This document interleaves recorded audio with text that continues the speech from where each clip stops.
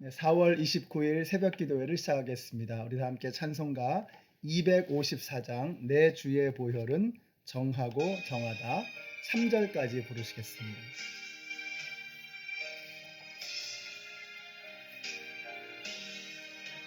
내 주의 보혈은 정하고 정하다 내 죄를 정케 하신 주 날 오라 하신다.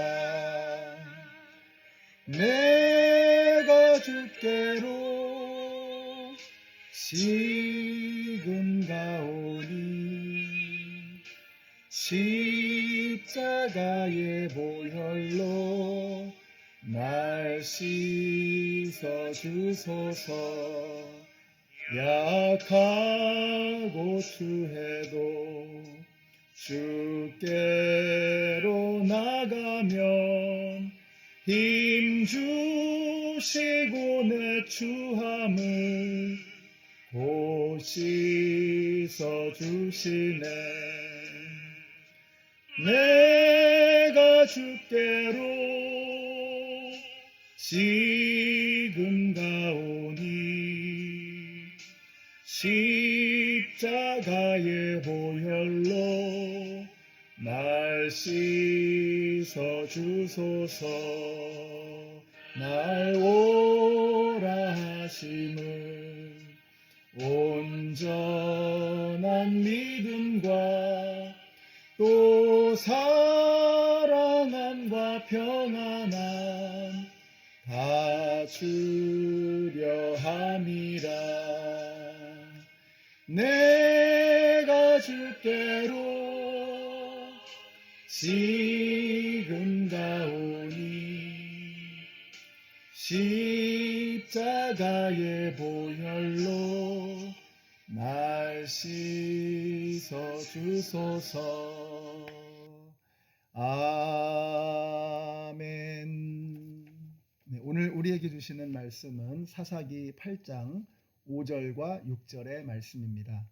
기드온은 숲곳에 이르렀을 때에 그곳 사람들에게 사정하였다.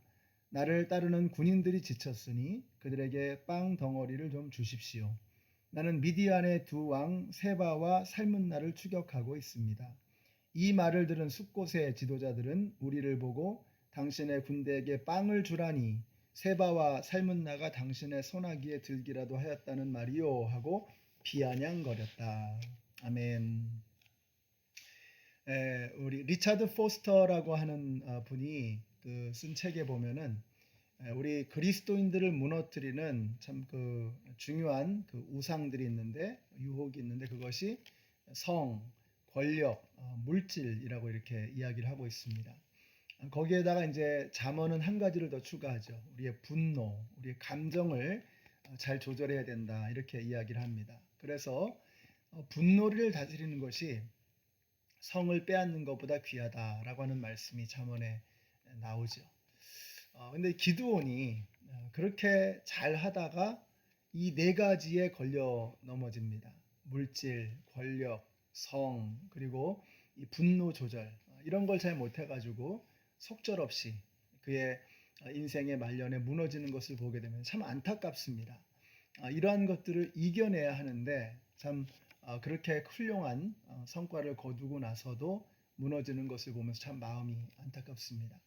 오늘은 어떻게 하면 우리가 이 분노를 조절할 것이냐 하는 이 감정의 문제를 좀 함께 살펴보려고 합니다. 이제 기드온이 300명의 용사를 데리고 적들을 추적하다가 숫곳이라고 하는 곳에 이르게 됩니다. 마을 사람들에게 먹을 것을 좀 달라고 청하는데 이 숫곳 사람들이 그 청을 거절하는 거예요. 너희들이 이길지 미디안이 이길지 알 수가 없는데 지금 우리한테 당신을 도우라는 것이냐 이 위험한 일을 하라는 것이냐 하면서 비아냥거리면서 기드온의 청을 묵살하게 됩니다. 그때 7절에 보시면 이렇게 기드온이 말을 합니다.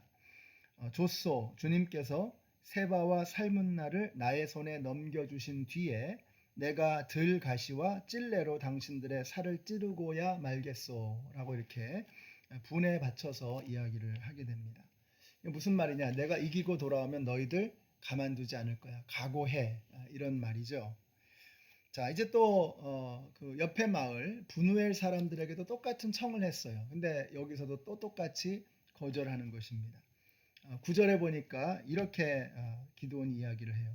그래서 그는 분우엘 사람들에게도 내가 안전하게 성한 몸으로 돌아오는 날 이 망대를 헐어버리고 말겠소 하고 말하였다. 자, 그리고 나서 기드온이 실제로 전쟁에서 승리하고 돌아오는 길에 숫곳과 분우엘 사람들을 몰살시켜 버리는 그런 참혹한 짓을 벌이게 됩니다. 근데 이 사람들이 기드온의 동족이거든요. 어떻게 이렇게 참 그 성품이 온유하고 지긋하고 그렇게 성품이 차분하고 신중하던 사람이 어떻게 이렇게 복수의 화신으로 변하게 되었는가 하는 것을 우리가 알 필요가 있습니다. 첫째는 이 기드온의 지금 몸과 마음의 상태가 굉장히 아주 어려운 상황 속에 있었죠. 굉장히 마음은 다급하고 몸은 많이 지쳐 있었습니다. 그러니까 정신적으로 다급하고 육체적으로 피곤해 있으니까 판단력이 흐려지게 되었던 것이죠. 이럴 때 우리가 조심해야 됩니다.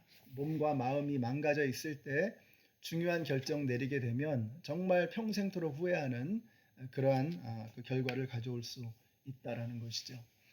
지난주에 살폈던 엘리야 이야기 생각나시죠? 지쳐 있는 엘리야, 대승을 거뒀지만 심한 우울증에 빠져 있는 엘리야에게 하나님께서 어떻게 하세요? 하나님 딴 거 안 하세요. 천국에서 최고의 그 요리사, 셰프 천사를 보내가지고 잘 먹여주시고 편안하게 쉬게 해주십니다. 그러니까 엘리야가 힘이 나가지고 호렙산으로 달려가잖아요. 여러분 우리가 이 육적인 존재입니다. 우리는 영적인 존재임과 동시에 육체를 가지고 있는 존재예요. 그래서 우리의 몸과 마음을 평소에 잘 다스리는 것이 너무나 중요합니다. 요즘에 이제 이 코로나 때문에 다들 집에 많이 머물러 계시면서 몸이 굉장히 이렇게 또 쇠약해지실 수도 있을 것 같아요. 저도 운동을 그동안 못 해가지고요.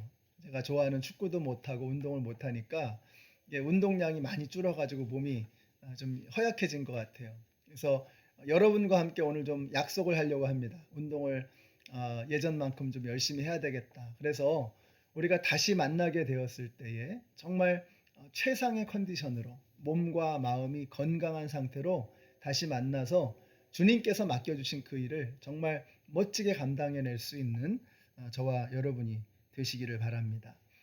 몸이 피곤할 때, 마음이 지쳐 있을 때 중요한 결정 함부로 하면 안 된다. 여러분 이거 명심하시기 바랍니다. 또 한 가지 기드온이 감정 조절에 실패했던 이유는 약한 사람들을 너무 얕보았기 때문에 그렇습니다. 기드온이 에브라임 지파에게는 어떻게 대했어요? 에브라임 지파는 강력한 지파거든요. 그들에게는 굉장히 온유하게, 차분하게, 정중하게 대했잖아요. 근데 숫곳이나 이 브누엘 여기는 약한 사람들이거든요. 조그만 마을이거든요. 그러니까 함부로 대하는 거예요. 예수님의 모습과 너무 동떨어져 있는 그런 안타까운 모습을 보게 됩니다. 예수님은 어떻게 하셨어요? 예수님은 세리와 병자와 또 과부와 고아와 어린아이들 이런 사회적인 약자들에 대해서 정말 마음으로 보살펴 주시고 아껴 주시고 사랑해 주셨어요. 반면에 내가 좀 가졌노라고 내가 좀 배웠노라고 거들먹거리는 사람들을 향해서는 예수님 아주 무섭게 질책하시고 야단치셨거든요. 우리가 이거 예수님한테 배워야 합니다. 세상 사람들은 그럴 수 있어요. 그러나 믿는 사람들은 그래서는 안 되는 것입니다. 오늘 우리가 예수님을 좀 본받았으면 좋겠어요. 그래서 우리가 연약한 사람들 잘 돌봐주시고 강한 사람들에게 굽신거리지 않는 저와 여러분이 되시기를 바랍니다. 오늘 말씀을 마치겠습니다. 우리는 육체를 가지고 있는 존재입니다. 그래서 몸과 마음을 건강하게 보살필 필요가 있습니다. 여러분이 피곤할 때 또 판단력이 흐려져 있을 때 함부로 중요한 결정을 내려서는 안 되는 것입니다. 여러분은 하나님의 성전이십니다. 그 성전을 건강하게 잘 보살피는 것도 여러분에게 맡겨주신 귀한 사명이라고 하는 거 잊지 마시기 바랍니다. 또 세상은 강자에게 굽신거리고 약자에게 함부로 하지만 믿는 사람은 그러면 못 씁니다. 그러면 안 돼요. 그래서 오히려 연약한 자들을 잘 보살펴 주시고 강한 자들에게 굽신거리지 않는 정말 오늘 예수님의 향기를 느낄 수 있는 건강한 오늘 하루가 되시기를 예수님의 이름으로 축원합니다. 기도하겠습니다. 하나님 감사합니다. 오늘 이 말씀을 통해서 정말 훌륭하게 성공적인 삶을 살았던 기드온이 왜 어떻게 무너졌는가 하는 것을 살펴보았습니다. 저희들도 처음에 잘 하다가 나중에 무너지는 그런 어리석은 삶이 되지 않도록 하나님 인도하여 주시옵소서. 우리의 몸과 마음을 잘 다스리게 하시고 예수님을 닮은 그 향기 나는 삶을, 건강한 삶을 살아가는 오늘 하루가 되게 하여 주시옵소서. 예수님의 이름으로 기도드렸습니다. 아멘. 오늘 예수님처럼 건강하고 향기로운 아름다운 삶을 사시는 저와 여러분이 되시기를 바랍니다.